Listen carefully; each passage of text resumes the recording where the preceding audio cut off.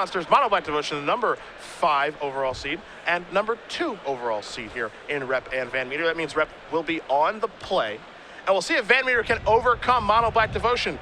Again, we've had a lot of awesome stories this weekend. Joe Lissette qualifying for the Players' Championship. We're going to punch another ticket later today. We're also going to crown an Invitational Champion. But VanMeter, who was the story of Season 2 as he's qualified for our Players' Championship, it could be time to shave the beard. Playing a deck that could definitely take advantage of Wooded Foothills and Bloodstained Mire. That's true as well, as Elvish Mystic will die to ultimate price. We're underway here in the finals. It's a Temple of Abandon.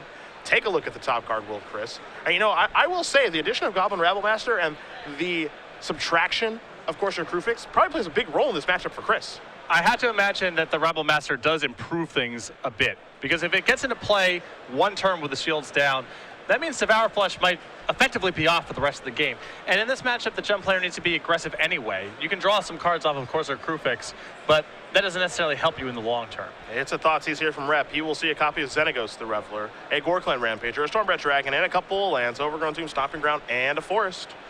And as he does get out his paper to write that down, you will note that Repp on his second turn played a copy of Mutavault. That is not a swamp. And what that means is there's a very realistic shot here that he does not have a third land in his hand. Or that the third land he has is a Mutavault or possibly his one Urborg. But normally the deck wants to curve out on Swamp, Swamp, Swamp, especially Peter's list with 4 copies of Nightveil Spectre. So it does indicate there could be something very wrong with his draw. And he does just pass the turn back. VanMeter will draw a card. It's a copy of Blue Chronos. VanMeter will play an Overgrown Tomb tapped, pass the turn back over to Repp. Repp draws his card for the turn. It is not a land. It is a Pack Rat, however, and that's going to come into play. So VanMeter will draw. This is a copy of Mizium Mortars. Timely. And as predicted, the second land being a Mutavault does indicate there's something wrong. Now, Blue Chronos can certainly snipe this Pack Rat if Repp does not have a land to make another Pack Rat, but he did draw a land, not only to make a Pack Rat, but to also cast the Hero's Downfall in his hand. So a big draw there for Peter. For sure. And there is that. I do like Chris playing the Blue Chronos last turn. If Peter misses and doesn't have a removal spell, then you just get to fight, which is the highest upside play. And even if Peter makes his third land drop, you can probably overpower the Pack Rat with the tools that he has in his hand, especially since he's not far away from just overloading that Mortars anyway. So, and that's actually where I think Chris is going with this game, right? Is you make a couple Pack Rats, that's cool. You know, you miss your land drops, you make some Rats, and I overload them all away, and you're really kind of wasting your turns. The big problem here for Chris, I think, is if a fourth land shows up for Repp, he might be a little bit soft to a card like Desecration Demon because his Xenagos is gone. Setting aside the Doomblades and Heroes Downfalls of the world, I believe it's Mono Black's best tool in the matchup. Desecration Demon's just bigger than the stuff that John Monsters brings to the table. The removal that John Monsters has doesn't really touch it, with the exception of a couple Dread boards that Chris has in his list. Here's Rabblemaster. So that's going to come down. Threaten to make a Goblin here. True or false? This is better than Corsair Crewfix would be in the same spot. The answer is true. It looks weird for Chris to cut Corsair, but Rabblemaster has demonstrated its power not only in the Rabble Red deck, but now it's starting to do so in this deck as well. See if Repp wants to block here, because VanMeter does have a Gorkland Rampager in his hand. There's a Hero's Downfall, going to take down the Flyer. If I'm Peter, I'm not getting too fancy here. He cannot afford to risk a Rampager. I don't even think he can afford to risk a post-combat Mizium Mortars on the Mutavault, even if Chris doesn't have a Rampager. And there's Mizium Mortars to take care of that annoying Pack Rat. So Repp will draw a card. It's a copy of Desecration Demon. Oddly enough, Chris's deck is a little bit better against Desecration Demon than I thought, because normally you think a Xenagos is getting the job done, but old Rabblemaster here can lock it down too. This Rabblemaster going unchecked is big time trouble for Peter, much more so than a Corsair Crewfix, even if Chris was drawing lands off of it. Looks like Repp does have a Bile Blight to take care of that though, so problem solved. And it looks like it may be time to attack for 1 here. But now he has some Devour Flesh insurance, and he can tap down a Desecration Demon effectively for free once. Gorkland Rampager going to show up to the party here for VanMeter. Repp is at 12. Repp draws his card. It's a copy of Grey Merchant of Asphodel. You can see Repp's hand right now. He's got 3 copies of Desecration Demon in his hand, but he will deploy a Pack Rat and pass the turn back over to VanMeter. VanMeter will draw a card. He's got at least 1 Rampager over there. He may have 2, and he is serving in. That I would call the Okie dokie. I said I would have called that the Desecration Demon last turn of the Grey Merchant last turn to be a reverse top deck. Most of Peter's lands and spells are good draws in that scenario. That's one of the few bad ones. And now he's dead. 2 Gore-Clan Rampagers, Blood Rush style, on the Gore-Clan Rampager that was attacking. That's 12 exactly. That means Chris VanMeter does win game number 1 here over Peter Repp. Jund Monsters up a game over Mono Black Devotion. VanMeter is 1 game away. Before we take a look at the sideboards, we're coming back to the booth because it is trivia time. Mr. Sullivan, do you want the question or the rules? The rules. I already asked a question this morning with Matthias. Fine. Okay. I'm ready. All right.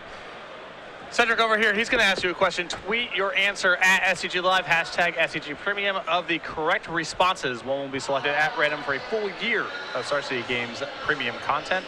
It's about accuracy and not speed, so do not worry about submitting first, just accurately. Please bear in mind, this giveaway is run at the sole discretion of StarCityGames.com, and Twitch TV is in no way affiliated with giveaways on the streams. Star City Games is running multiple Grand Prix this year. We've got one in Orlando. We've also got one in New Jersey because we're coming back. Of course. We're coming back, baby. I can't wait. However, Legacy Grand Prix. Yeah, that's going to be so good. It's going to be so good.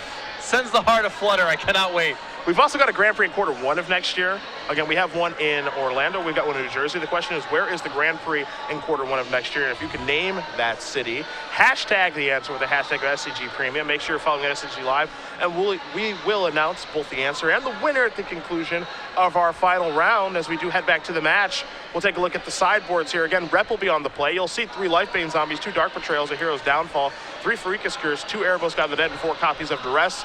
Lifebane's pretty obvious. Lifebane, pretty straightforward here. The 4th copy of Hero's Downfall, pretty straightforward here.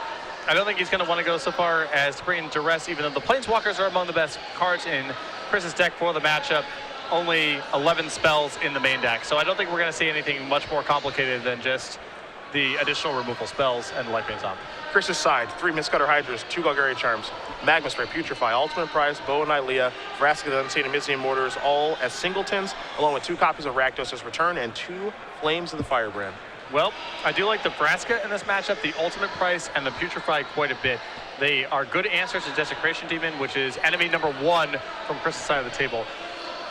Past that, there are arguments for some of the more narrow cards. Rakdos' Return could be good in a protracted game, although Mono Black Devotion is generally pretty well equipped to play out his hand. Flames of the Firebrand does answer Night Veil Spectre, but that's probably too narrow to bring in. I think the rest of these cards are kind of non-stars. Golgari Charm does answer Underworld Connections and can be used to fizzle removal spells, but I think Chris is basically going to want to stick with just having the additional answer to Desecration Demon, because that's the most threatening card in Peter's deck. Game 2 underway here shortly. Now, we have seen this before. Chris has been in the finals of a game. Yep. So it's not over until it's actually over. For all you fans of Greek tragedies out there, this is still in play. But Chris 1 game away from finally getting this done. As I told people when I was in the booth with Matthias last round before we actually took our break, the last time Chris won an Open, do you remember? Last time Chris won an Open, it was here. It was an invitational here, right? It was during the Team Sealed weekend here. Two years ago. Okay. He beat Owen in the finals, and then Owen, Huey, and Reed ended up winning the Team Sealed Open. Okay. In this room. Yep. Probably playing in the same area. Yep, most likely. As Our feature match area is always the same. Yeah, it's right over there. And that's where he beat Owen in the finals with Junk Reanimator. Owen was playing Jund, of course, as he's been known to do. And he was able to beat one of the very best players in the world to win his last Open. And we're going to see if he can do it with Jund actually this time instead of Junk. And if he can finally get the job done 2 years later. It was in June 2 years ago. The top 8 to win ratio over the last 2 years has been pretty incredible. Yep. I mean, Chris has regularly been making the elimination rounds of these events, but hasn't been able to get it done. And it would be fitting if he was able to do it with Jund Monsters, which is a deck he's played for the better part of a year, with the update of Rabble Master, which is very, very interesting for this deck to move to. Yep. And I think could signal, as I mentioned with you yesterday, that Rabble Master will be showing up all over the place going forward. Oh, yeah. Almost assuredly. And again, it's funny because he was able to get the job done with Junk, a deck that he knew very, very well. Very well. Imagine you're playing Show and Tell in Legacy, hypothetically. Okay. Sneak and Show. Okay. Your opponent cuts all their creature removal against you. They're bringing in all their like their duresses and their Flusterstorms. And you're just turn 1, Tomb, Lotus Petal, Rabble Master. What happens in that game? You probably win. Probably gonna. I'm not saying that's good. I'm saying there's something there, and that's in Legacy Sneak and Show. Yeah. So, I think there's potential for this card to show up all over the place. You can get a little creative. Initially, I thought that this card would be pretty bad in Goblins. I might be backtracking. Might be backtracking? I'm not going to say it's going to, turn the world upside down. Still dies to removal and True Nemesis and GT and all that good stuff, but it's definitely better than I originally thought it was. Well, it dies to removal is sort of a tough critique to leverage against a creature, because then, well, you just don't play any of them. Which I guess some people, they do that, but... Nah, man. Give me those creatures. All my goblins die. Who cares? They're just going to die anyway. Yeah. Either they're going to die or you're going to die. Right. It's all good. No, But, I'm a fan of the Rabble Master. Also, it gives me a little camera time. Right. You and I are going to die one day, but we still try to do the best job that we can in the Yeah, meantime. for sure. Same thing with creatures in Magic. Yeah. They have a finite shelf life, They do. but you might as well try. What Absolutely. else is there? You should cast them. They're quite good nowadays. You can't take it with you, you know? No, you can't. They are quite powerful. Both players shuffling up here for a pretty intense game number 2. Again, if VanMeter wins this one, the beard is gone, but Repp can play spoiler, as so many have before. And if there's a deck, where you're down a game, but you're still feeling confident, it's got to be this one. You just have so many broad strokes answers to a million different things. Yeah, I mean, you're playing arguably the most powerful deck in the format, so you got to be happy. Not thrilled that you have a loss, but besides that, you've definitely got a real shot to come back here. And I do like that he is actually straight mono black, again, with 20 swamps, 4 Mutavaults, and 1 Urborg. I don't really have much of a problem with the splash, but I've always been a fan of just the mono black version. I definitely playing aggressive decks. I fear the mono black version much more than I fear any splash build. And I think mono black's Devotion's worst matchup is typically against beatdown decks. So I want to shore that up as much as possible. There's some metagames, if the metagame's really Domri Detention Sphere heavy, you know that Abrupt Decay is going to be the best card in your deck. Well, that's fine, go ahead and splash. But I think in the dark, I would err towards the monocolor build. Yeah. There are great reasons to splash, of course. White gives you Blood Baron and Banishing Light and Elspeth. Green gives you Abrupt Decay and Golgari Charm, which is what Jarvis you lost with in the semifinals. Blue, I thought that splash was bad. I was wrong. Negate and Notion Thief hanging out there. Also Nightveil Spectre. Looks pretty good there when you have the blue splash. Hit some nice cards against those blue-white control decks. So all the splashes certainly do have merit. But Repp is just going with mono black this week, and it's clearly working out well for him. Number 2 overall seed in the finals. Not even touching any temples. Just 20 swamp, 1 Urborg, 4 Mutavault. Repp will lay out his opening hand. VanMeter taking a look at his already. Again, Repp will be on the play here as he did lose game number 1. I think I prefer 26 lands in my Black Devotion list, but, I still like the straightforwardness. I've seen 25, I've seen 26. If I played 26 one, I'd play 1 temple. Okay. Yeah. Spice it up. Spice it up. Yeah. Repp giving that hand a long look. Is he happy with what he sees?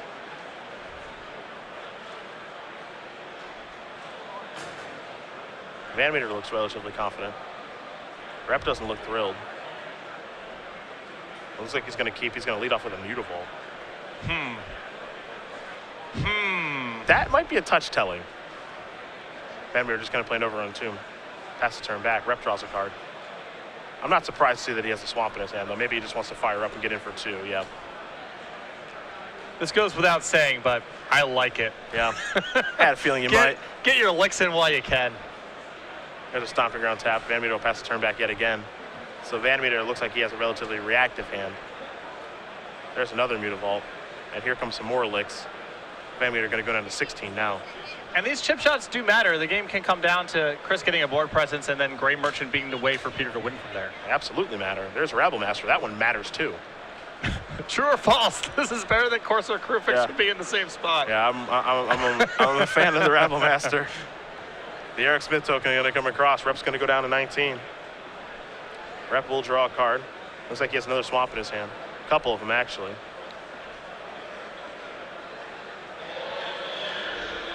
So there's his 4th land. Might be time for maybe Mutavault to slow down a little bit. Yep, I had a feeling. VanMeter will draw. Has a copy of Dreadboard there. Another Rabble Master, too. I would be surprised if Chris deployed the second Rabble Master here out of fear of Bioblight. It's a little risque. Especially since these Rabble Masters just demand an immediate answer. So you get to find out soon enough if it's good to go anyway. Trigger. Beatdowns. And even in this spot where Peter has 2 Mutavaults back to block the 2 tokens, it seems like, maybe Rabble Master's not great here. The thing is, do you really want to animate those Mutavaults and block against a deck with Rampagers and Dreadbores and Mortars and all that stuff? Well, you can see the Putrefy in Chris's hand, too. Yeah. Here's the attack. There's a trigger on the Rabble Master.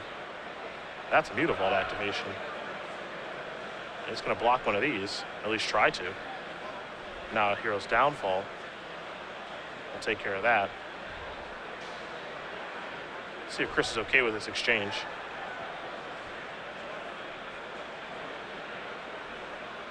But it's very likely he has. This allows Chris to do something awesome either right now inside of combat or after combat. And he's okay with letting this stuff happen. At least the Hero's Downfall. That'll happen as well. Chris is, he could get hasty with the Putrefy there and kill the Mutavault, but he's basically saying, I would rather save this Putrefy for something better. If he doesn't have a second answer in his hand for Desecration Demon, I don't think there's any way that he would use it. It looks like he has Dreadbore plus Putrefy, but still. I mean, clearly he's all right with that exchange. He definitely could have stopped it from happening. There's a Dreadbore. He's going to go after the Mutavault now, saving the Putrefy.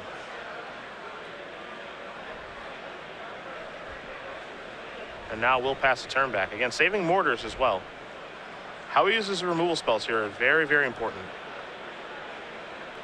There's a lot of different cards he has to play around, and he also needs to plan out several turns in advance of how he wants to, line up his mana, how he wants to curve out. A lot of considerations. I imagine he's probably saving the Mortars for a situation where Repp has 5 lands and can play Pack Rat and then activate a Pack Rat. He'd rather overload Mortars in that spot. Here's a Desecration Demon. Problem here, I believe, is Chris is a little less mana efficient at this point. If he uses a Putrefy or a Mortars there on the Mutavault, this turn he can play Goblin Rabble Master pre-combat. He plays Rabble Master. You see the players are kind of going back and forth through like the Desecration Demon trigger, and I don't believe that he announced it when he played it. The players do shortcut in situations like that, so. It doesn't matter. Chris isn't sacking his dude. Yeah, pretty much. Play on. Yeah. And you see Chris kind of explain that to the judge there, so I imagine we will move forward here in just a second. Even if Chris misses the trigger, it's not, or the trigger isn't declared, it's not like it's mandatory for Chris to sack his token all of a sudden. Stormbreath Dragon the draw. So this is where using the Dreadbore instead of the Putrefy is a bit of a cost. Yep. Because this turn Chris could have been able to play a Rabble Master and Dreadbore the Desecration Demon. He's much more efficient that way. Yeah. Now he's a little, off curve, off kilter. Still not bad. He's got it all. I'm sure that he wanted to save. He uses removal in such a way on purpose, but there is a cost for this sequencing.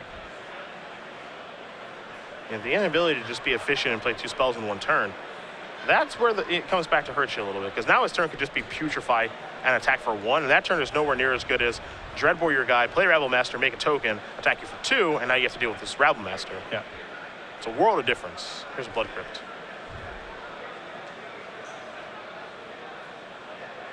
Might be going to Dragon territory now. Yes, sir. It looks like he may just pass a turn back. Yeah, I think he's going for a 6-turn here of removal spell plus something else. Another Swamp Draw there for Repp. Chris using his entire turn to Putrefy the Demon seems a little anemic.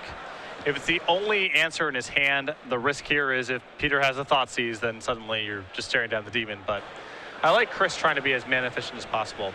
He's got, a lot of expensive cards in his hand and a bunch of 3s, so deploying your expensive stuff to try to set up a turn where you're casting multiple 3-mana spells makes a lot of sense. Mutavault's going to get animated. Desecration Demon Trigger will go on the stacks. Shut that down. Does not want to take 6. We'll take 2, though, down to 12. And I believe this is the turn where we'll probably see Putrefy on your creature and Rabble Master get you for 1. And, you know, again, we were kind of laughing a little bit about Peter getting in those early licks with Mutavault. Oh, they matter. Chris is on 12 now. 6 from Mutavault, 2 from an untapped dual land now, 4 from an untapped dual land. There's a Mutavault still in play. There's the Rabble Master. I will make a Goblin in for 1. Repp's going to go down to 17. But no, these chip shots, they certainly add up for Mutavault. That's why Mutavault's such a great card. One of the many reasons.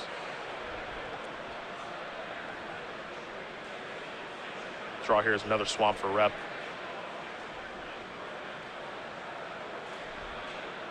We'll fire up Mutavault. Trigger. Good to go. Well, we're going to see a Putrefy in just a minute here. Take care of that Desecration Demon. And I think we'll see the 2 damage come across. That's one of those spots where maybe Chris would have just sacrificed if the Mutavault was left on D because the token's not doing anything anyway. Yep. But once the Mutavault's coming in, the hand's a little bit forced. Lifebane Zombie. Chris is going to lose his Pelucranos. To show the Mortars. And that was his draw last turn. Yep. I'm sure he was hoping never to get tagged by Lifebane Zombie. It's hard, especially now that Courser of Krufix is Rabble Master in his list. But can still happen. The question now is, does he want to Mortars that Lifebane Zombie and get rolling with the Rabble Master? Looks, the answer is yes. Trigger that. Come on in here for 2, 3, 4, 5, and 6 points of damage. There's a Stomping Ground, kick it back over. Repp will draw a card. Right now, I believe he has all Swamps in his hand. Let's see what he can find. Didn't get a great look. I think it may have been a copy of Thoughtseize, potentially. Desecration Demon.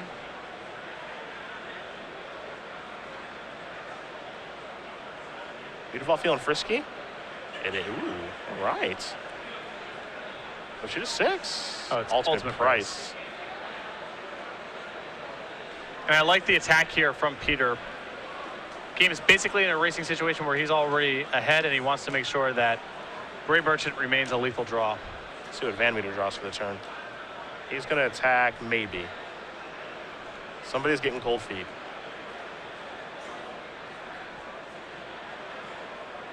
I mean, this race is not great for Chris right now, but holding back on defense is also not very good. Yeah. It's hard to double block against a deck that has so many removal spells. A single block, a chump block in the spot isn't really doing anything for Chris. So an attack with both may be the best of multiple bad options right now. Blood Crypt tapped, pass it back over to Repp. Repp will draw a card. Didn't get a great look at it, but it was a spell.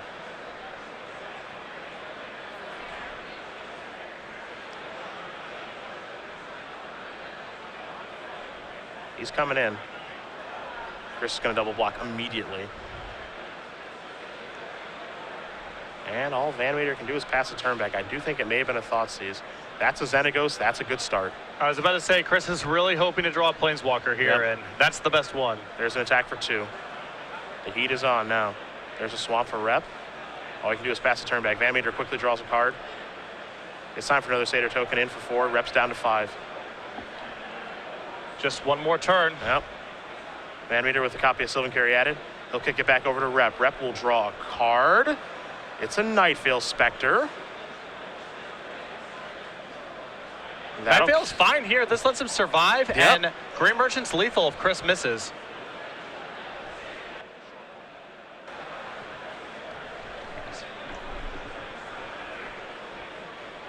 Another one. Spectre, of course, is going to block once. Repp goes down to 1. VanMeter has to fade a Grave Merchant in combination with the Nightveil Spectre attack. Take a draw. Bile Blight keeps him alive. Here's an attack. Trigger. Blood Crypt. Repp has a Duress. He will cast it. VanMeter will show a Mana Confluence. Pass it back. VanMeter draws. I don't like making a token here. The only thing that allows Peter to survive here is Bile Blight. You want a token after combat. It's exactly Bile Blight, right? He has 2 cards in hand, but what are the odds here that Peter's on 2 removal spells given the way the last couple turns have played out? Pretty low. pretty low. You see Chris pause here. It just doesn't line up. You know, if Peter dropped 2 kill spells on the table right now, you'd be stunned if you're in Chris's seat. You can see he's in the tank about it. Yep, that's a good play. Way to go. Yep. There's a blight, and he's doing it before he attacks because of Gore Clan Rampager. Yep. Very smart. On Repp's side as well. Does not want to lose to the Blood Rush. So there those go. Sharp play. On both sides. Chris will play the Mana Confluence. He'll pass the turn back. Repp can still close it out with the Grey Merchant. He'll draw a card at 1 life. Will he attack? And now with a Blood Crypt in play, he's also drawing live off of Chris's deck potentially as well. He will attack. VanMeter's down to 2. It's 2-1. Take a look at the top cards. Copy of Vraska.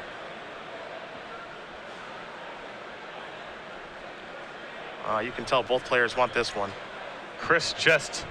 That is it! Wow. Chris VanMeter What a game. wins this match over Peter Repp 2-0. Jund Monsters takes down Mono Black Devotion, and for our first open here for Season 4, the beard is clear. It's time to shave that bad boy. It is over. We'll see how that actually happens, because he might have built up too much equity now with that beard power stuff. He might be priced into keeping this, but in any event, congratulations. A great match there. And Chris there, I really liked not making that cedar before combat. He sniffed it out. He sniffed it out. You know, what odds are higher? My opponent has Bioblight in hand, or my opponent is sitting on 2 copies of Doomblade? Definitely way more likely that Bioblight's the card in their hand, given the way those last couple turns played out. Chris, as you